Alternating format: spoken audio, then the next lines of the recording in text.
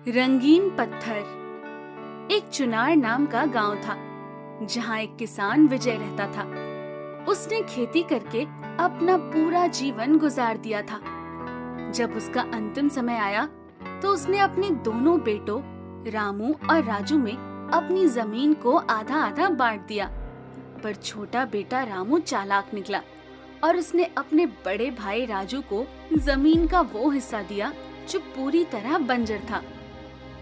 राजू भैया, पापा के जाने के बाद मेरे लिए तो आप ही सब कुछ हो, इसलिए मैंने ये जमीन का बड़ा हिस्सा आपके नाम किया है ताकि आप पापा की यादों को जिंदा रख सको। मेरे छोटे भाई, तुम मुझसे इतना प्यार करते थे। मैं हमेशा ध्यान रखूंगा इस जमीन का। धन्यवाद मेरे भाई, तेरे पास इतना बड़ा दिल है। पापा होते तो ये देखकर बहुत खुश होते। रामू ने चालाकी से ही अपने बड़े भाई को वो जमीन दे देता है जिस जमीन में खेती नहीं हो सकती थी। उसे ये सब इसलिए पता होता है क्योंकि वो अपने पापा को उस जमीन पर काम करते हुए देखता था।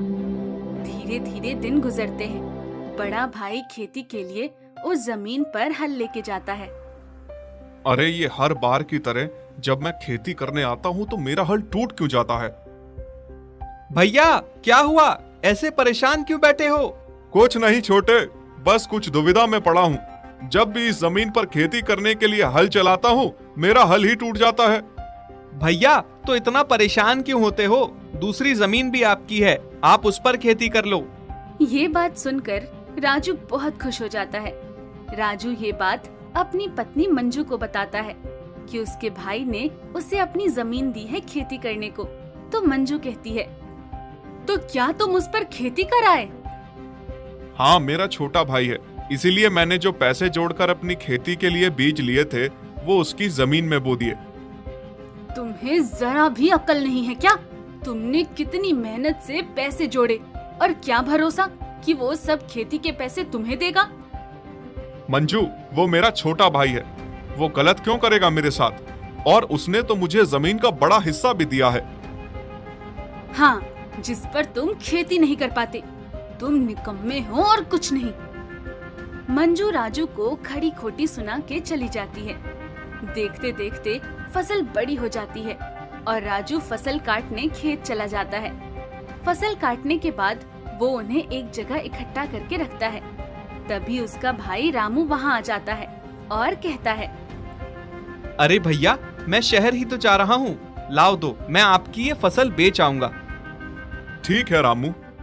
इसके जो भी पैसे होंगे भैया, वो मैं आपको लौटकर वापस दे दूंगा। ठीक है रामू, जैसा तुम सही समझो। शाम को लौटते समय मुझे पैसे दे देना। ठीक है भैया। रामू फसल लेकर शहर की तरफ जाता है और सारी फसलों को बेच के पैसा अपने पास रख लेता है। शाम को घर लौटते वक्त उसे राजू मिलता है तो राजू उससे पैसा मांगता है। राजू कहता है, रामू, तुम आ गए? क्या हुआ फसल का? बिक गई? हाँ, बिक गई, पर तुम्हें उससे क्या? अरे मैंने मेहनत की थी, मेरी फसल थी, और तुमने कहा था तुम मुझे शाम को पैसे दोगे।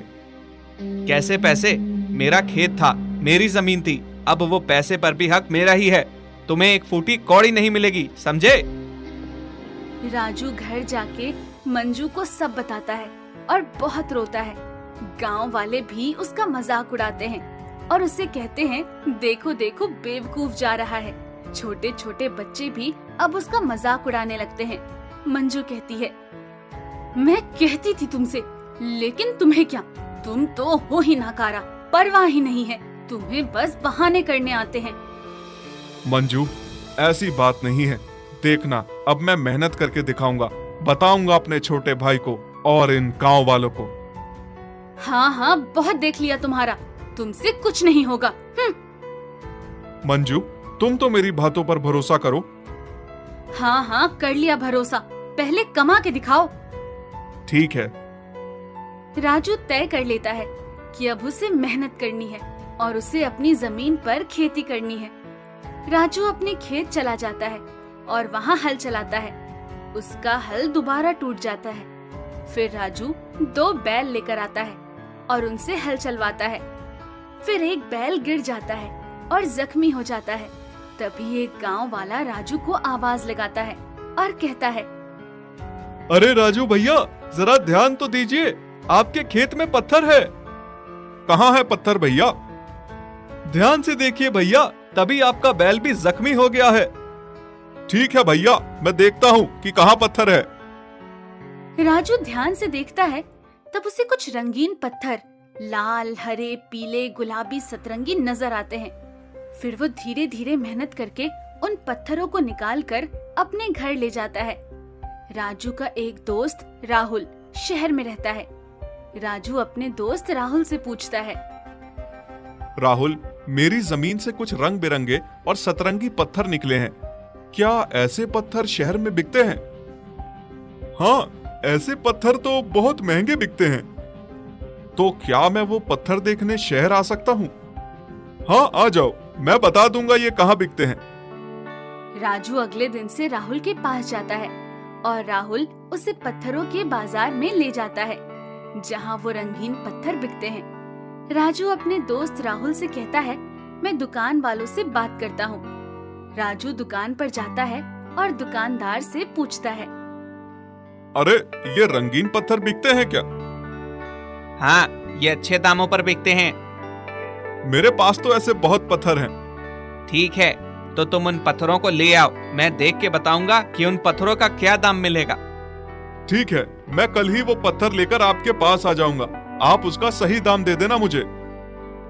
राजू उन पत्थरों को दुकानदार के पास ले जाता है और उन पत्थरों का दुकानदार उन्हें बहुत अच्छा दाम देता है। राजू आगे चलकर देखता है, वैसे रंगीन पर थोड़े से अलग पत्थर बिक रहे होते हैं जो उसकी जमीन में से निकलते हैं। फिर वो उस दुकानदार से पूछता है, ये पत्थर कितने का है? ये पत्थर तो बहुत महंगे हैं। मेरे पास भी ऐसे पत्थर हैं, क्या तुम खरीदोगे? हाँ हाँ, ले आओ। ये लो पत्थर, इसके कितने पैसे दोगे?